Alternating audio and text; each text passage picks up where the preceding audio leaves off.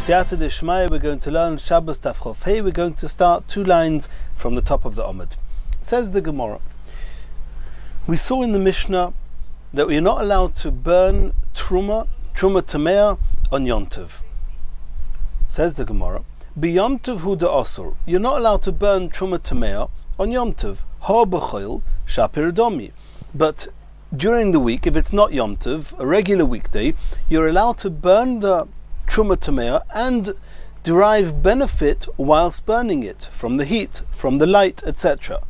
Mai Tama, says the Gemara, Omar Rav, Kishem shemitzvah lisroif hakochim shenitzmu, in the same way as we find that there's a mitzvah to burn kochim that became tomei, kach mitzvah lisroif as a truma shenitmeis, so too there's a mitzvah to burn truma that became tomei. And Rashi says that truma is called kodesh sometimes, and also in order to avoid a takala, that chas v'shalom nobody should eat the truma when it's tomei. V'amro Torah b'shas bi'ura teheni mino. There are sources that one is allowed to derive benefit from the truma tamea whilst burning it. Heichon amro Torah. Where did the Torah say that you're allowed to have benefit from the truma while you're burning it? We're going to see a few sources in the Gemara.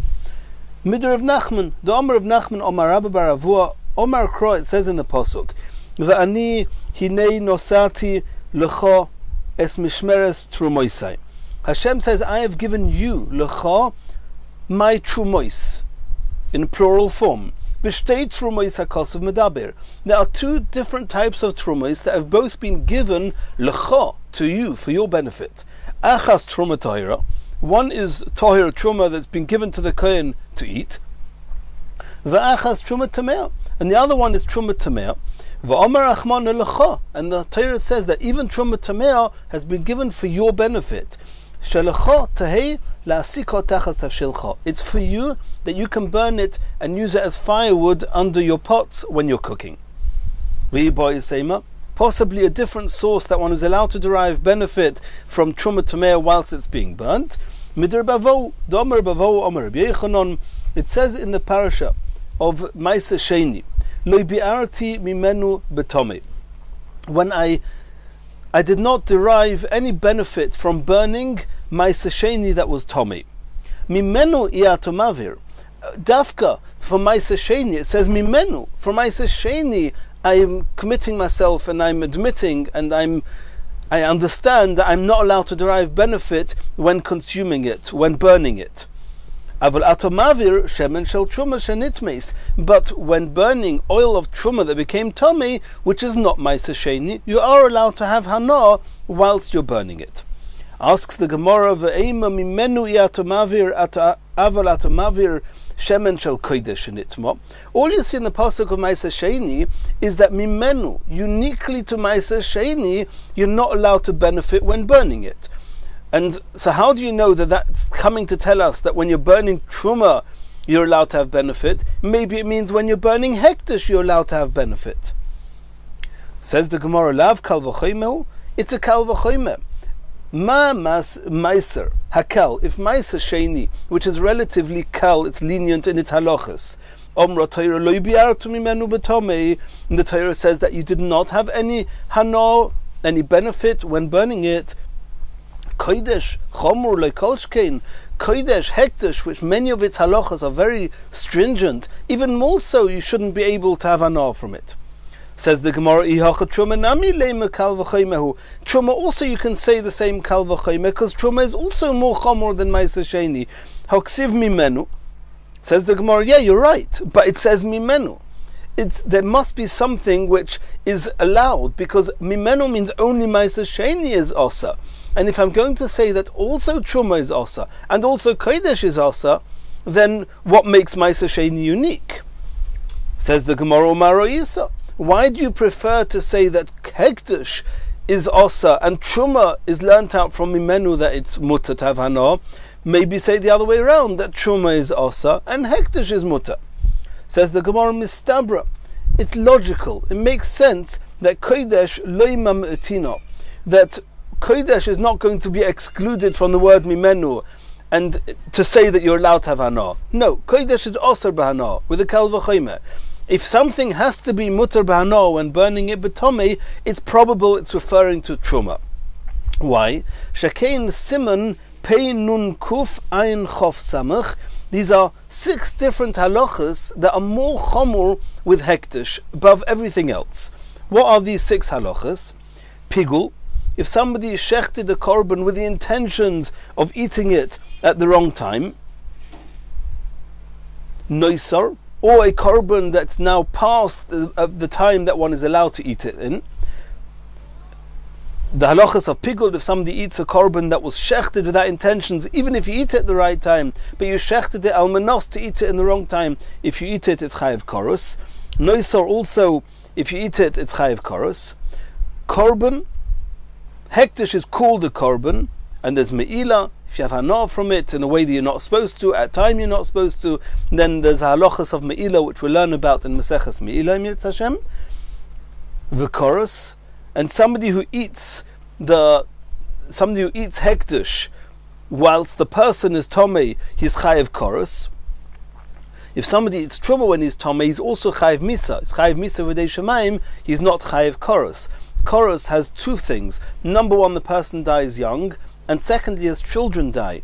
He dies without children. But misa v'dei shemaim just means that the person will die young. It doesn't mean that his children will die. And the last halacha is osur la'oinon, that we learn out, it's a kal v'chomer from Maisa, that one is not allowed to eat hektish when a person is an oinon, which means one of the person's 7 close relatives have passed away but have not yet been buried, then he's called an oinon. But truma is mutter for an oinon.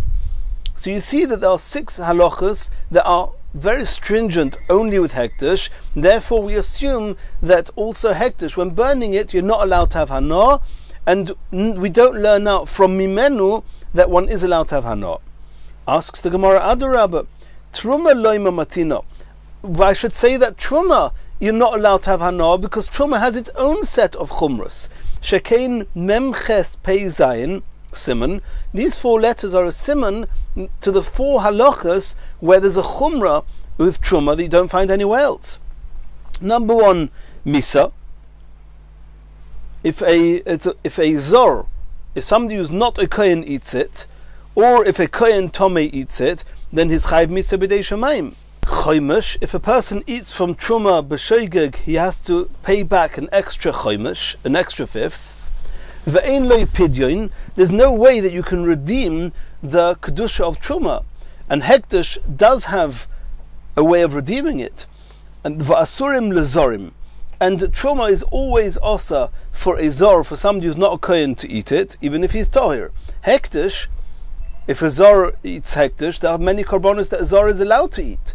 But truma is unique, that only a kohen is allowed to eat it. So these are 4 halachas that apply uniquely to truma even more than hektish. So if so, why do you say that hektish, you're assuming that it's more chomor, and therefore you do not learn out from Maisa Sheni, from Mimenu, that one is allowed to derive benefit from it, and you say that you're not allowed to derive benefit from hektish when burning it? Why don't you say that you're not allowed to derive benefit from truma? It has 4 chumras that even hektish doesn't have. Says the Gemara, Hanoch nefishin, there are more chumras, the number of chumras by hektish outnumber the number of chumras by truma. Truma have 4 chumras, and hektish has 6 chumras, and therefore hektish is more chomor, and therefore when burning hektish, which is tomei, you're not allowed to have hana from it. When burning truma, which is tomei, you are allowed to have hana. V'bois Amos, says the Gemara, kodesh chomor shekein enush korus. The very fact that with hektish there's a chiyuv korus, and by truma there's only a chiyuv misa b'dei shemaim, and misa b'dei shemaim does not cause a person to die childless, korus does, and therefore there's a chumrah of hektish that overrides all the rest, and therefore with hektish one is not allowed to have any hana from it when burning it when tomei. Continues the Gemara. Rav Nachman bar Yitzchak Omar Kro. This is now a 3rd source that truma, one is allowed to have hana from truma if you burn it when it's tomei. Because it says in the pasuk, Titein loy. There's a chiyuv that when you give truma to a kohen, then the pasuk says, Reishis degoncha tiroishcha v'itzarecha v'reishis geiz tzoincha titein loy. you have to give it to him, and we learn from there, loy, it should be for him, v'loy la'oiroi, and not that he can just burn it and use it for firewood or for light. He has to be able to eat it. From here you learn that you're not allowed to give truma tamea to a kohen as truma in order to pata my truma tahira. You have to give him truma tahira. The fact that the halacha says that you have to give it to him in order that he should be able to eat it and not just derive benefit from burning it, you see from there, michlal de bas oirehi. You see that there are cases where truma gets burnt and you're not allowed to eat it, but you are allowed to have benefit from it, from burning it. So from here you see that in the event that you have truma tamea and you're burning it, you're allowed to have hana. Continues the Gemara. Rabbi Shmuel Omer, we're going now back to the Mishnah. In the Mishnah we saw, Rabbi Shmuel Omer ein madlikin beitron pnei kvod haShabbos. You're not allowed to use as an oil the clear oil from pitch because of kvod Shabbos. Says the Gemara, my tama, what's wrong with this itron?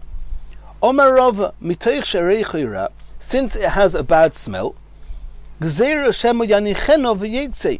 We're not worried, or we're not talking here about the fact that you might extinguish it or move it. It just might be unpleasant. You're going to leave the room with the lights in and go and eat in a dark room. Omale Abaye v'yetze. Abaye says, and so what? You light the candles with this, and if the light bothers you, if the smell bothers you, you'll go to another room. Omarle shani oimer adlokas neir Shabbos neir b'Shabbos choiva. Since there's a choiva, there's a chiyuv for kovod Shabbos to have the candles of Shabbos, because eating a meal in a dark room is not very pleasant. Rashi says she'ein su'uda chashuva ele b'mokim oir. It's not called a respectable meal if it's in the dark, and therefore you need to have the light in order to be able to eat there for kovod Shabbos. So you're not allowed to use a type of candle that will make you run away from the room. The Omer of Nachman bar Zavda, v'Omer lo Omer of Nachman bar Rava, Omer Rav, hadlokas neir b'Shabbos choiva. Rav says that there's a chiyuv to have adlokas neiros, it's a chiyuv of kovod Shabbos. Rachitzas yadayim v'raglayim b'chamin arvis, in contrast to neir Shabbos, regarding washing one's hands, one's feet, with hot water on Erev Shabbos, reshus. That's not a chiyuv, it's a reshus. V'ani oimer, says the Gemara, Rav Nachman says mitzvah. Even washing one's hands and feet, it's not a chiyuv, it's a mitzvah. So Neir Shabbos is called a choiva, Rechitzas Yadayim V'Raglayim is either called a mitzvah or it's called reshus. Continues the Gemara, my mitzvah, tell us about the nature of this mitzvah. D'Omer Rav Yehuda Amar Rav, Kach hoyo minhagei shel Rabbi Yehuda bar Ilai. This is what Rabbi Yehuda bar Ilai used to do. Erev Shabbos, on Erev Shabbos, Mevi'in loy areva, they would bring him a tub, meleo chamin, full of hot water, v'roichetz, ponov, yodav, v'raglov, he would wash his face and his hands and his feet, umisatef, and he would cover himself with v'yeshev, besadinin, hametzuyorim, he would sit there covered with a linen cloak with tzitzis on. V'doime lemalach Hashem tzvokis, he was compared to a malach, to an angel. V'hoyu talmidov mechabin mimenu kanfei ksuson. His talmidim would hide the corners of their four-cornered clothes, garments, from their Rebbe, in order that he shouldn't see them. Why? Because the Rebbe, Rabbi Yehuda bar Ilai, he was wearing tzitzis, sadinim metzuyotzin. He had a linen cloak with proper tzitzis. Tzitzis means the white strings, and the tcheles, the blue strings. The blue strings were wool. Even though the beged was linen, and woolen linen is kilayim, we know that for tzitzis you're allowed to have kilayim. The Talmidim, they did not have the tcheles on the corner of these garments they were wearing, and therefore they hid the corner of these garments from their Rebbe. Omar lohen, the Rebbe said to the Talmidim, bonai. This was a typical way that the tzaddikim used to give rebuke. They would first start with an encouraging word, my sons. Lo yikach shanisi lechem, did I not teach you, sadin betzitzis, that these linen cloaks, regarding putting tzitzis of tcheles on, which is woolen linen, Beis Shammai poitrin, Beis Shammai say that these linen clothes are potter from tzitzis, or Beis Hillel mechayvim, Beis Hillel say they are chayiv. because Beis Hillel, they are the ones that have this pasuk. They learn from a pasuk that there's no issa of kilayim but tzitzis. V'halacha k'divrei Beis Hillel. The halacha is like Beis Hillel, that you're allowed to put kilayim on tzitzis. You're allowed to put the strings of tcheles even though the garment is linen. Ve'inu, what did the Talmidim think? Sovri, they held gezeira mishum ksus laila. They did not want to put on these garments tcheles, because it's true that a garment that's typically worn during the day is mechuyev in tzitzis. If it's mechuyev in tzitzis, you're allowed to have even kilayim, even woolen strings on a linen garment. But they were afraid that if they're going to put these strings on these garments, they would also put woolen strings on linen garments that are unique and dedicated, they are only used in the night, and a ksus laila is potter from tzitzis. If it's potter from tzitzis, you're not allowed to put kilayim on. If you put strings of wool on a linen garment that's potter from tzitzis, it's also for kilayim, and that's why they avoided putting tcheles on these garments. Continues the Gemara. We saw in the pasuk, "Vatiznach misholoim nafshi." My nefesh, my spirit, despaired from the lack of shalom. Noshisi toiva, and I have forgotten goodness. Says the Gemara, what does this mean? This was Yirmiyah talking in Eicha that consequent to the Churban Beis Hamikdash, these two things happened. Shalom got left and toiva got left. Says the Gemara, Mai vatiznach mi shalom nafshi, Omer bavo, zu adlokas ner b'Shabbos. That they were not able to light candles for Shabbos, and that's the shalom that our spirits were lacking. Noshisi toiva, what's the toiv they got forgotten consequent to the Churban Beis Hamikdash?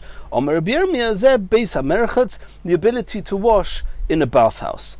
Omer Yechanon zu rechitzas yadayim v'raglayim bechamin, the ability to wash one's hands and feet with hot water. Yitzchak nafcha Omer zu mito no v'kelim noim she'oleh. This is talking about a nice bed and some nice linen and kelim noim on it. Rabbi Abba Omar zu mito mutzas, a neat bed, v'isha mekushetes, and an adorned woman, a wife, l'talmidei chachomim, for talmidei chachomim. Continues the Gemara. Tonu Rabbanon, Eize Oshir, who is considered a rich person?